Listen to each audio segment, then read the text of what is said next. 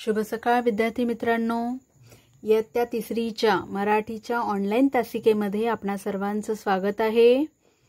विद्यार्थ्यांनो, आपण आपल्या मागील व्हिडिओमध्ये आपल्या मराठी सुलभ भारती पाठ्यपुस्तकातील पृष्ठ क्रमांक 4 वरील पाठ क्रमांक 3 आपण सारे खेळू हा पाठ आपण अभ्यासला होता की कशी ती रोजी नावाची मुलगी एकटीच पायऱ्यांवर बसून त्या मुलांचा खेळ बघत होती। मग एक कुत्र्याचं पिल्लू तिच्याकडे आलं, तर कसे बाकीचे सगळे तिचे मित्र झाले। आधी तिला कोणीच खेळू देत नव्हतं कारण तिला चालता येत नव्हतं, पण ज्याप्रमाणे कुत्र्याचं पिल्लू तिच्याकडे आलं आणि ती त्या पिल्लू सोबत अगदी त्यांची आपुलकी निर्माण झाली, तर बाकीचे मुलं सुद्धा त्या कुत्र्याच्या पिल्लाला भेटायला आले आणि त्या कुत्र्याच्या पिल्लामुळे रोजी आणि त्या बाकीच्या मुलांची छान गट्टी झाली। ठीक आहे, तर आज आपण या पाठावरील स्वाध्याय बघणार आहोत। तर चला सुरुवात करूया। तर तुम्हाला दिसत आहे पाठ क्रमांक 3 आपण सारे खेळू।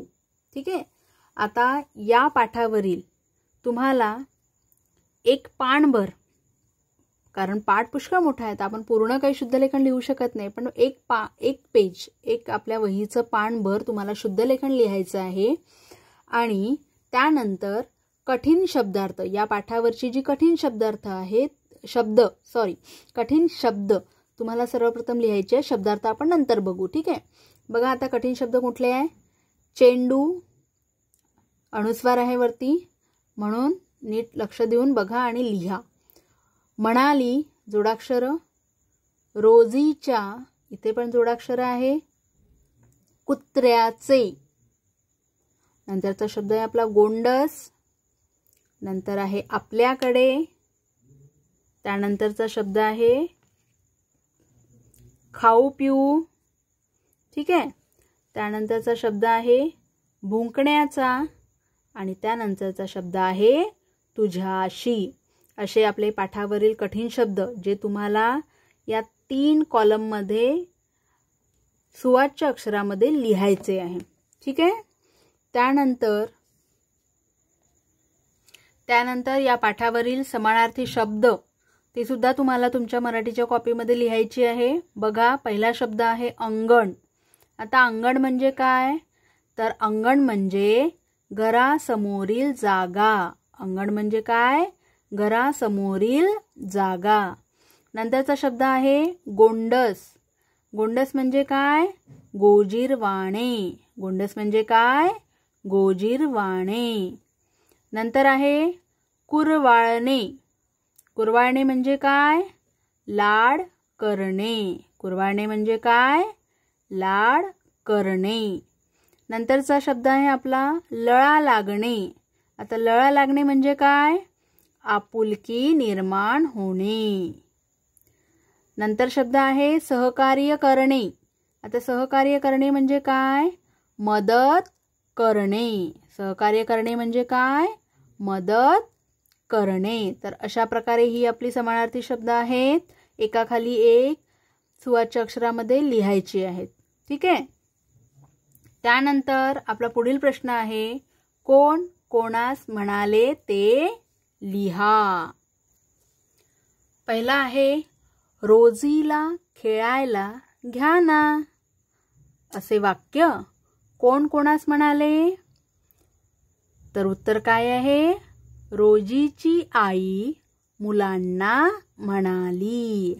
कोणाची आई, रोजीची आई मुलांना म्हणाली। नंतरचा प्रश्न आहे रोजी, पिल्लू खरंच खूप गोंडस आहे असं कोण म्हणालं, तर उत्तर लिहिणार आहे आई रोजीला म्हणाली।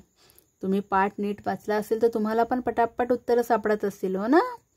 नंतरचं वाक्य आहे आपलं किती छान पिल्लू आहे, हे कुठून आणलंस असं कोण म्हणालं बरं, सांगा। अगदी बरोबर, उत्तर काय लिहाल, एक मुलगी रोजीला म्हणाली। एक मुलगी रोजीला म्हणाली। तर हे झालं आपलं कोण कोणास म्हणाले। ठीक आहे, नंतर आहे प्रश्न क्रमांक 2, खालील प्रश्नांची उत्तरे लिहा. त्यातील पहिला प्रश्न आहे आपला, अंगणात मुले काय खेळत होती? तर उत्तर काय येणार? अंगणात मुले चेंडूचा खेळ खेळत होती. ठीक आहे. नंतरचा प्रश्न आहे आपला, कोणाला नीट खेळ खेळता येत नव्हता? माहिती आहे तुम्हाला? अगदी बरोबर. उत्तर काय लिहाल?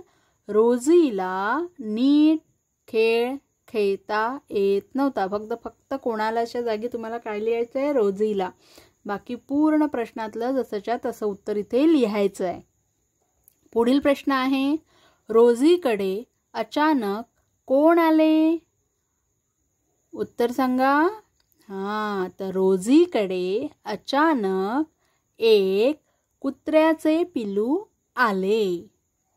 नंतरचा प्रश्न आहे आपला, रोझीला आनंद का झाला? तर उत्तर काय लिहाल? सगळी मुले कुत्र्याच्या पिल्लूबरोबर व रोझी सोबत खेळायला रोज येणार होती, म्हणून रोझीला आनंद झाला. तर ही झाली आपली प्रश्न उत्तरे. त्यानंतर आपण वळणार आहोत आपल्या व्याकरण विभागाकडे. बघा, व्याकरणमध्ये विरुद्धार्थी शब्द लिहा. पहिला शब्द आहे बसणे. आता बसण्याच्या विरुद्ध काय होईल? अगदी बरोबर, उठणे. उठा बशा करतो की नाही आपण, तसं बसणे विरुद्ध उठणे. नंतरचा शब्द आहे बाहेर. त्याला विरुद्ध शब्द आत.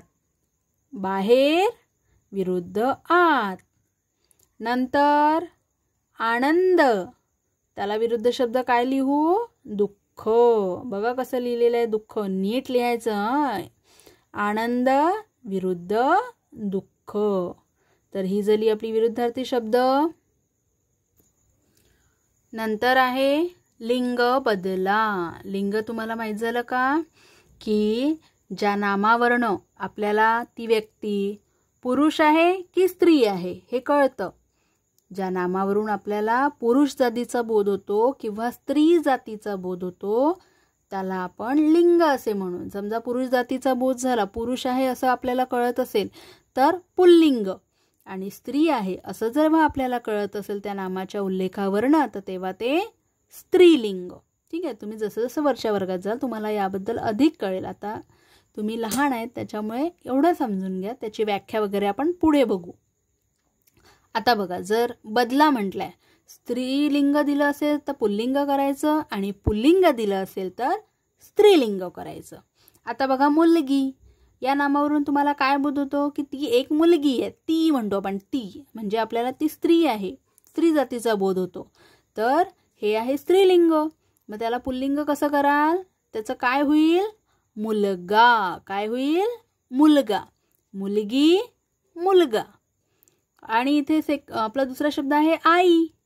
आता आई, आई पण एक स्त्री. आपल्याला त्या नावावरून कळतं की ही एक स्त्री आहे. मग त्याचं पुल्लिंग काय होईल? बाबा. आई, बाबा.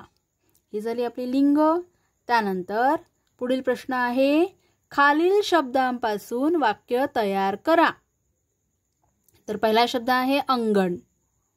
आता अंगण काय लिहू शकाल तुम्ही? तुम्हाला बनवता येईल ते बनवू शकता किंवा मी तुम्हाला उदाहरणं दिली ती सुद्धा तुम्ही लिहू शकता. ठीक आहे. तुम्हाला असे पेपरमध्ये सुद्धा परीक्षेमध्ये विचारतात म्हणून बनवता आली पाहिजे.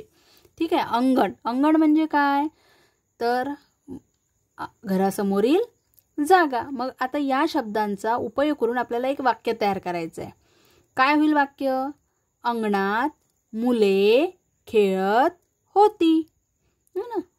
किंवा तुम्ही दुसरं म्हणू शकता, अंगणात खूप झाडे लावली आहेत. हो ना. नंतरचा शब्द आहे कुरवाळले. आता कुरवाळले म्हणजे लाड करणे. हो की नाही. मग वाक्य काय तयार करू आपण? आजीने मला प्रेमाने कुरवाळले म्हणजे आजीने माझे लाड केले. तर ही झाली आपली वाक्यरचना.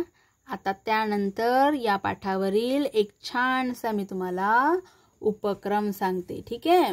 बघा उपक्रम आहे की या पाठामध्ये कसं छानसं कुत्र्याचं पिलू दाखवलेलं आहे तसं तुम्हाला कुत्र्याच्या पिलाचे एक छानसे चित्र काढा. अगदी छोट्या जागेमध्ये काढा, कारण कॉपीचे पेज जास्त वाया घालवू नका. त्याच्यामुळे जसं जमेल तसं काढा. यांनी तुमच्या चित्रकलेची जी आवड आहे आणि चित्रकलेचा तुमचा सराव होईल म्हणून तुम्हाला हा उपक्रम देण्यात येत असतो. ठीक आहे. तर अशा प्रकारे इथे आपला हा पाठ क्रमांक 3 आपण सारे खेळू यावरील स्वाध्याय आपण बघितला. तो तुम्हाला तुमच्या मराठीच्या कॉपीजमध्ये लिहून घ्यायचा आहे आणि मला त्याची फोटोकॉपी सेंड करायची. लिहिताना चुका करू नका. शुद्ध लेखनाच्या बऱ्याच चुका होतात. तुम्ही मात्रा देत नाही, काना देत नाही, म्हणून नीट सांभाळून लिहा. ठीक आहे. आपण नंतर आपल्या पुढच्या व्हिडिओमध्ये भेटूया.